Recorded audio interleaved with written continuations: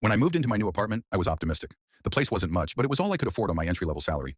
My landlord, Mr. Halverson, seemed nice enough. At first, but within weeks it became clear I was in for a nightmare. He'd barge in without notice, sometimes using the excuse of routine checks, sometimes for no reason at all. He ignored all my complaints about the leaking faucet, the broken heater, and the mold in the bathroom. When I pushed him to fix things, he started making veiled threats about raising my rent or finding someone who appreciates the place. I was barely scraping by. Finding a new apartment on short notice was impossible. I started documenting everything. Dates, times, what was said. I even set up a cheap security camera in the kitchen, pointing at the front door just in case. I tried to keep my head down, pay rent on time, and not make waves. But when Mr. Halverson started entering while I was at work, moving things around, unplugging my appliances, I knew he'd crossed a line. I began planning my escape, but the rental market was tight, and my lease still had months left. That's when I realized I could either let him bully me, or I could fight back quietly and carefully. I decided on the latter. My revenge would be patient, methodical, and, most importantly, undeniable. I just needed time. I started my plan by gathering as much evidence as possible. Every interaction with Mr. Halverson was documented, including the exact times he entered my apartment without notice. I even left subtle traps to see if he'd been inside while I was gone, like placing a hair on the doorknob or marking the position of my shoes. The security camera in the kitchen proved its worth. I caught him on video entering twice in 1 week, rifling through my mail, and even helping himself to a soda from my fridge. When I confronted him about it, he got defensive and accused me of making up stories to get out of rent. I started researching local tenancy laws. To my relief, my state had strong protections for renters. Landlords were required to give 24 hours written notice before entering, except in emergencies. What Mr. Halverson was doing was not only unethical, but also illegal. I printed out the relevant laws and made copies of the footage, keeping everything in a folder labeled insurance papers so he wouldn't suspect anything if he found it. I even talked to a couple of other tenants in the building, discreetly at first, to see if they'd experienced similar problems. Turns out I wasn't alone. One woman, Mrs. Lee, had moved out in the middle of the night because she was so fed up.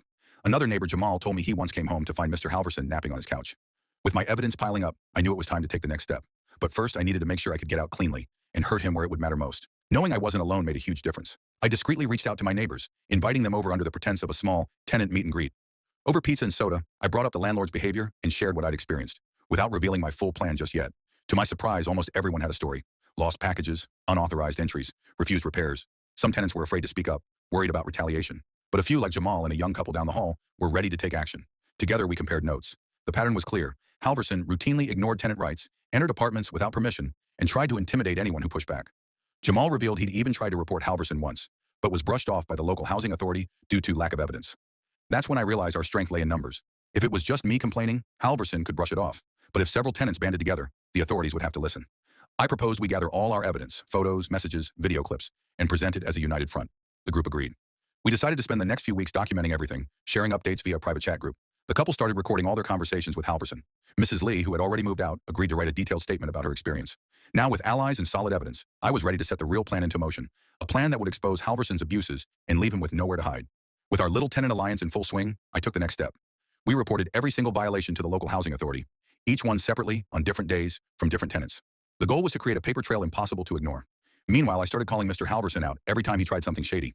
If he threatened to raise my rent, I'd reply calmly with a reference to the state's rent control laws. If he refused repairs, I'd follow up in writing and copy the tenant group. Halverson started to realize something was up. He became more erratic, calling at strange hours, sending vague threats via text, and even knocking on my door late at night. I made sure never to answer alone, always inviting a neighbor over if he stopped by. The tenant group's documentation grew. Jamal caught him entering his apartment without notice, again, and the couple recorded Halverson making an illegal threat to evict them for complaining too much. Mrs. Lee's statement was heartbreaking and infuriating, a clear pattern of harassment and intimidation. Finally, after weeks of coordinated reporting, the local housing authority scheduled an inspection. We all made sure to be present, each with our folders of evidence and stories ready to tell. Halverson tried to charm the inspector, but it was too late.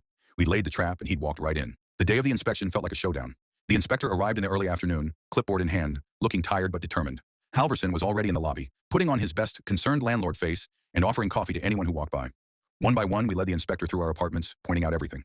The broken heaters, leaking pipes, mold patches, faulty locks, and most importantly, the evidence of unauthorized entry. I showed my security camera footage. Jamal showed his texts and recordings. The couple produced their stack of written complaints and the audio of Halverson's threats. The inspector asked careful questions and took photos. When Mrs. Lee arrived, she insisted on coming back for this. She broke down crying as she described what she'd endured. Even the inspector seemed shaken. Halverson tried to argue, insisting we were exaggerating and that he was just trying to keep the place safe. But the inspector wasn't buying it. He wrote out citations on the spot and promised to follow up with a formal investigation. After the inspection, the mood among the tenants was lighter than it had been in months. For the first time, it felt like we might actually win. Halverson, on the other hand, looked rattled, his hands shaking as he collected his keys and muttered under his breath. But the best was yet to come.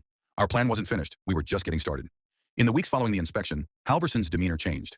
He became paranoid, lurking around the property at odd hours and watching tenants with narrowed eyes. But we didn't let up. Jamal contacted a local tenants' rights organization, which agreed to advise us on our next moves. With their help, we filed a formal group complaint, not just about repairs and illegal entry, but about harassment and unsafe living conditions. Meanwhile, I started researching Halverson's other properties. Turns out he owned 3 more buildings in the city. With a bit of creative searching and a few conversations at nearby coffee shops, I found tenants from those places too. Their stories matched ours. Threats, neglected repairs, illegal entries, bullying. We invited them to our tenant chat group, sharing information and support. By the end of the month, we had nearly a dozen people from 4 different buildings, all with similar complaints and a growing pile of evidence. With the tenants' rights group behind us, we organized a press release. Local journalists picked up the story, eager for a scandal involving a slumlord. Within days, reporters were calling Halverson for comment. He responded exactly as expected. Denial, bluster, and threats of lawsuits. But the pressure was mounting, and this time he couldn't make us back down. As the news spread, city officials got involved. The housing authority increased its scrutiny, scheduling more surprise inspections at all of Halverson's buildings. Inspectors found numerous code violations, some so severe that immediate repairs were ordered. Halverson's phone started ringing off the hook. Angry tenants from other buildings demanded repairs and threatened to withhold rent. A few even talked about organizing a rent strike. At our building, the mood was almost festive. We held weekly tenant meetings in the courtyard, where people shared updates and cheered each new citation issued to Halverson. Jamal brought donuts. The couple down the hall made coffee. For the first time, we felt like a real community, united by more than just our shared frustrations. Meanwhile, Halverson's attempts to retaliate only made things worse for him. When he tried to evict one of the newer tenants for causing trouble, the story made the local news, painting him as a heartless landlord preying on vulnerable renters. Pressure was mounting from every direction: tenants, authorities, the press. But I still wasn't satisfied. I wanted Halverson to feel the consequences of his actions in the one place that would truly hurt: his wallet. With mounting legal troubles and repair orders piling up, Halverson started to crack. The fines from the housing authority were hefty and recurring. The city threatened to pull his rental licenses if he didn't make immediate improvements. But our tenant alliance had one more card to play. Working with the tenants' rights group, we organized a rent escrow, a legal process that lets tenants pay rent to a third party instead of the landlord until repairs are made. Most of us joined in, hitting Halverson's cash flow hard. Meanwhile, some tenants who had been illegally evicted or harassed began filing small claims lawsuits, seeking compensation for stress, moving costs, and loss of property. The story became a rallying point for renters all over the city, and Halverson's reputation as a slumlord was now public knowledge. Facing financial ruin, Halverson tried to sell the building, but the negative publicity and looming repair bills scared off buyers. He begged tenants to withdraw their complaints, but no one budged. For the first time since I moved in, Halverson was the one on the defensive, scrambling to fix what he'd broken. And the best part? Everything we'd done was legal, documented, and above board. By the end of the year, Halverson was a shadow of his former self. The city had forced him to make major repairs, and he lost control of 2 of his buildings due to mounting debts. The building I lived in was sold to a new management company with a reputation for treating tenants well.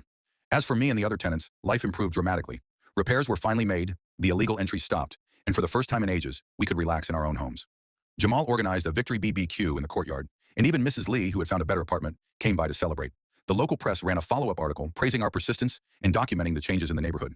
I felt a deep sense of satisfaction, not just for myself, but for everyone who had been mistreated and ignored. Halverson tried, unsuccessfully, to sue a few tenants for defamation, but the court sided with us. In the end, he quietly disappeared from the city, his property sold off to pay fines and debts. Looking back, I sometimes marvel at how a quiet, anxious tenant could help bring down a landlord who thought he was untouchable. It wasn't about revenge for its own sake, but about standing up for what was right and making sure no one else had to suffer in silence. The lessons I learned stayed with me. Document everything, stand together, and don't be afraid to fight for your rights. Our building became closer than ever, and we set up a permanent tenants committee to make sure our voices were always heard. Every so often, a new resident will ask about the security camera in my kitchen or the insurance papers folder in my drawer. I smile and tell them it's just a reminder. Sometimes the quiet ones fight back the hardest. And that's the story of how the worst landlord I ever had learned that even the most patient tenant can have the sharpest bite, and how justice sometimes really does come home.